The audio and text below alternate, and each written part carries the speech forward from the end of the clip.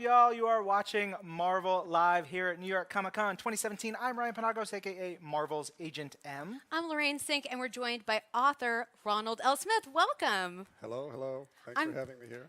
Well, we were just talking, and you said this is your first Comic Con. Is that true? It is, it is. I am a certified big nerd, geek. I love all this stuff, but somehow I've just never made it to the big ones. So I'm having a blast. Well, I'm glad that you could be here with us. You, of course, wrote this book. Yeah, have you been to like BookCon and stuff? BookCon, yeah, festivals, literary festivals, other smaller sci-fi. I'm sure there's things. huge cosplay at BookCon, like. Not as much as here. So. No. Oh, well, Yeah, there's never as much here's as here. pretty intense. Yeah, but you wrote a book. Yeah, for Black us. I wrote a book. Panther, Yes. The Young Prince. It's very exciting. So, I mean, let's just get into it. T'Challa has a really interesting story because he's not just in Wakanda. Right.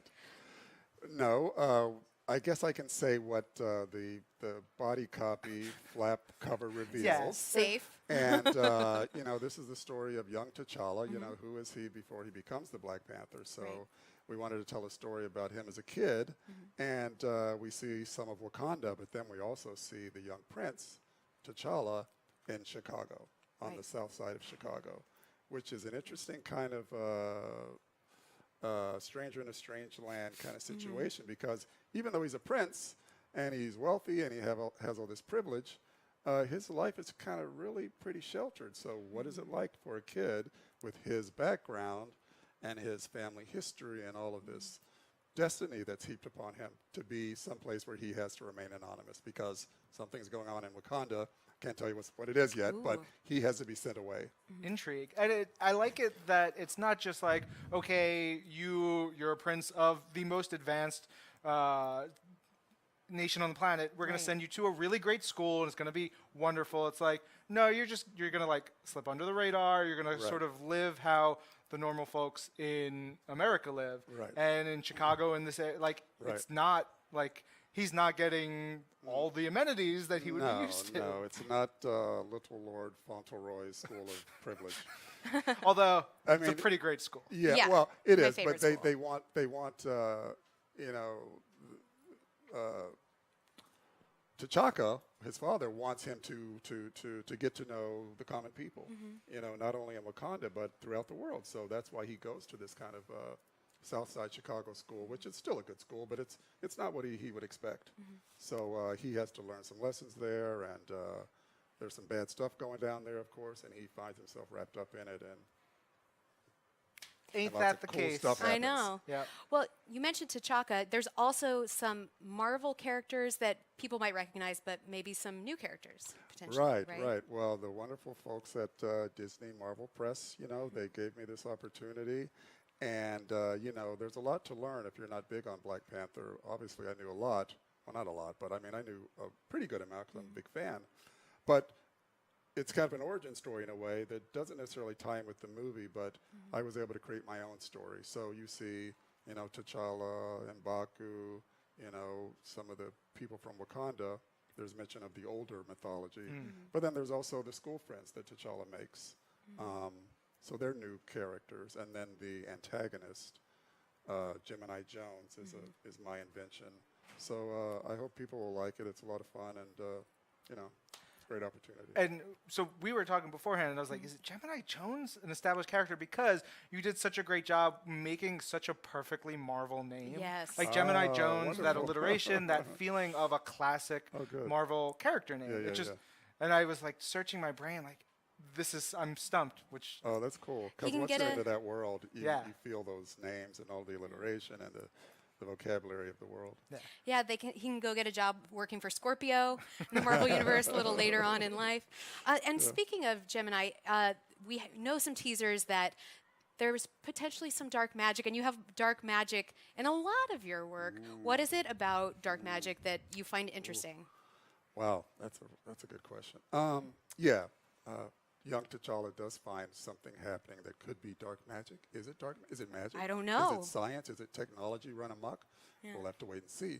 But I think, you know, I write literature for young people, and, you know, I think that I grew up on that kind of stuff in comic books and fantasy books and sci-fi books. So magic, dark magic, kind of there's something within all of us that's kind of the dark side, right? So what happens when you tap into that? You know, is it tempting? Is it? It's not just totally black and white. There could be something. There could be a pull that really wants to tempt you into this kind of stuff. So I just like exploring that. You know, dark magic. You know, black magic, hoodoo, whatever. So I hope that answered. I know, I love that. Yeah. So you mentioned, you've been a big fan of Black Panther. Do you have a favorite run from the many years of Black Panther? A favorite, creative team? Like I think, Christopher Priest's run for me is seminal in Marvel Comics. Yeah, that's wonderful. I really like I like everything. The Reginald Hudlin stuff. Yeah, is Reginald cool. was great. I love it all. Yeah. I love it all. Yeah, and the current stuff, we're doing some interesting things with Black Panther and with the mythology. So you mentioned a little bit of some of the older characters. Do you get into any of the mythology behind the Black Panther in the book? Well, a little bit. I mean, that's why I wanted to open it up in Wakanda, so you get a real sense of the country and what it's like, and so you kind of hint at that stuff. It's in the background. It's a backdrop. We spend a little bit of time there, not a whole lot, but I did really want to paint a picture of what this country's like, why it is the way it is, talk about vibranium and the heart-shaped herb and all the kind of mystical stuff. So to kind of lay down a foundation for what this country is really about and who T'Challa and the Black Panther clan is really about. Sure. I'm always really interested. Black Panther, there are different creators that create him. There is an actor portraying him. Where do you think you find T'Challa's voice in yourself? Is there someone you think of when you think of his voice? Or is it just something innate in you? I was thinking of myself because Yeah. I think I am the Black Panther. So Really? Go. no, I mean you just want to try to somehow tap into that mythology and that culture and just do the best job you can. I mean, it helps if you know something about it. It helps that I had all of the resources of Marvel. I could just reach out and ask them a question. And like, no, T'Challa wouldn't say that, or no, this is the way it works. So, when you have all that information, it's up to the author to just try to distill it into something that people will relate to. Well, I love that so much. Where can people find you online? My Twitter is @RonSmithBooks. And my website is strangeblackflowers.com. Ooh, I like that as that a is URL. good. One last real quick question. In writing this and preparing for the book, have you watched anything for the film? Like, have you seen the teasers, the posters, or anything? Or are you trying to keep like a total? I've seen the trailer for, I don't know, 5,000 times. Yep. I wish I had some kind of extra clout, but they've got a lid on it. And I haven't seen anything else. I did get a little bit of stuff.